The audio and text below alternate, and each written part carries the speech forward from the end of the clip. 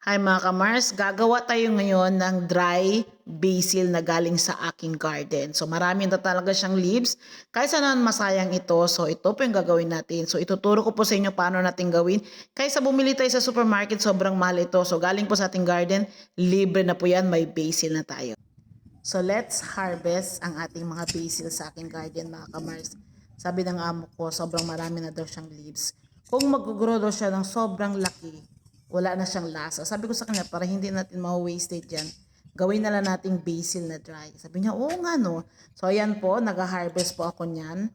Kasi gagawin natin na dry basil. Alam niyo ba ang dry basil sa supermarket, sobrang mahal niya po talaga mga kamars. Kung pwede naman, kung meron po tayo mga maliit na garden, mas mabuti po yung mga herbs ang itanim nyo. Especially yung mga oregano. So, mahilig tayo gumagamit ng oregano.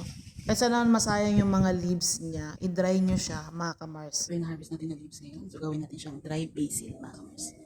Yan. So, sobrang laki, di ba? Ganda. Sobrang daming basil, mga kamars. So, hinarvest ko siya. Kasi sabi ng amo ko, pag lumaki na daw siya, wala na siyang lasa. So, anong gagawin ko ngayon? Hugasan natin siyang mabuti. Kasi i-dry natin siya sa oven para maging dry basil. Sobrang taba niya talaga, mga kamars. Tingnan nyo. Sobrang ganda. So, bago natin siya hugasan, mga kamars, tanggalin natin sa leaves. So, ito. Yan. Kailangan leaves lang siya. Hugasan muna natin siya ng mabuti kasi ang dami niyang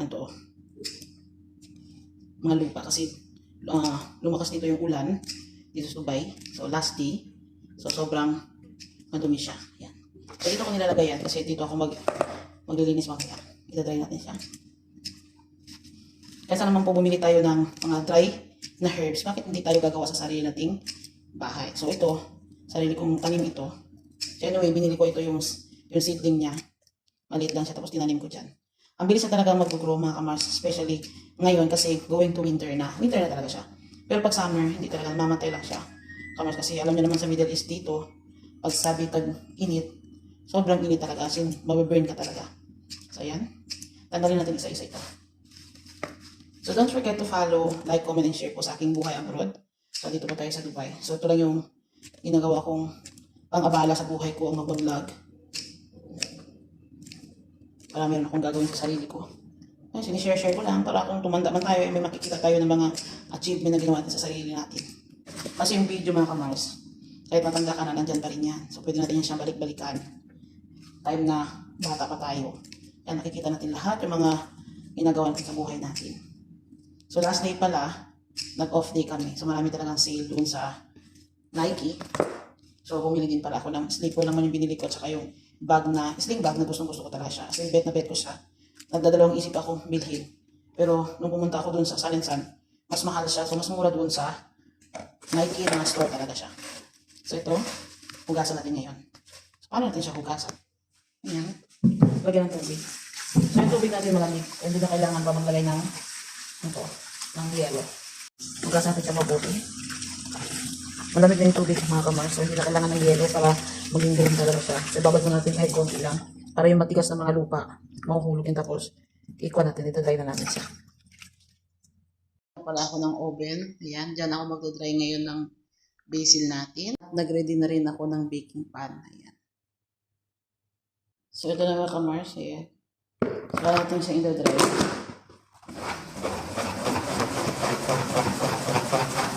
Ito lang po pagdadry. Tapos, agad siya tinamata, matubig. Tapon tubig. Agad tayo.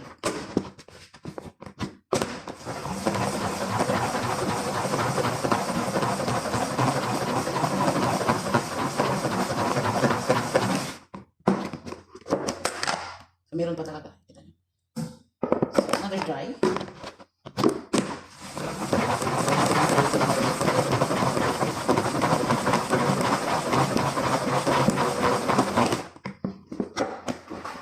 So, ito pwede na makamas. Yan. Dry na siya. Kailangan i-layer natin siya ng mabuti, mga kamars. Yan. Kasi, hindi yan siya magdadry ng maayos. Yung mga iba, yung nakita ko sa mga internet, meron talaga silang ginagamit na pang-dry ng leaves. Especially yung mga okra, ganun. So, sa akin, oven lang yan. So, ayan. Ganyan ang paglagay natin. Tapos mamaya naman yung iba. Huwag natin ilagay lahat para Pag magdadry yung isa, magdadry din yung sa kabila. So, ayan mga kamars. So, ayan. So, papasok natin. Dito tayo sa baba. Ilagay. Huwag sa taas kasi baka masunog siya. Ayan. So, hayaan natin siya mga 5 minutes. So, nag-set po ako ng isa pang mas malaki pang baking. So, ilalagay natin ito. So, ayan. Tingnan niyo yung iba. Ayan. Nagdadry na siya, di ba? So, dito lang tayo sa baba ang lagay. So, ayan. So, isa-set natin siya without dapat. Walang hangin. So, bake lang yan. Nilagay ko para hindi siya masunog talaga mga kamars. So, let's see. Ito may mga iba mga kamars. Hinango ko na siya. Hindi ko na video. So, ilagay natin dito sa ating, ayan, sa ating food processor. Kasi mamaya sabay-sabay na natin siya i-grind para maging basil powder. So, sobrang easy lang talaga mga kamars. Kung meron kayong mga tanim dyan, especially sa mga herbs, kasi bumili tayo sa mga supermarket, so sobrang mahal doon, di ba? So, gumawa na lang tayo ng sarili natin. Malinis pa talaga. Ito na lahat mga kamars sa ating, tingnan niyo, sobrang crispy niya talaga. Di ba? Ayan, mga life hack na gagawin nyo sa buhay nyo. Ayan, kaysa bumili tayo ng mga dry ingredients sa market, sobrang mahal. Ayan, ito pa isa. So, ilalagay natin dito sa ating, ayan.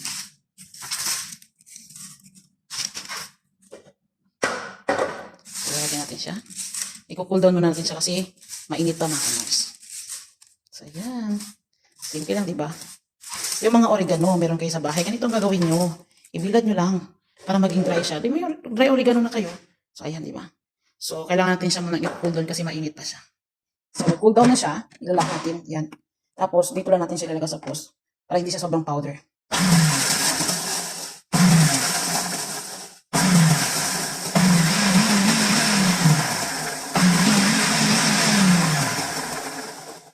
Tingnan natin, meron pa. Ayan na siya mga kamars. Ayan. Tingnan nyo. Ayan. Basil powder na siya. So, ganito lang pagkagawa sa inyong mga kusina or sa garden niyo. Especially yun sa ating mga oregano, diba? At saka yun sa lemongrass. Yan, maganda din gawin ganito. So, don't forget to like, comment, share sa aking mga video. Ayan.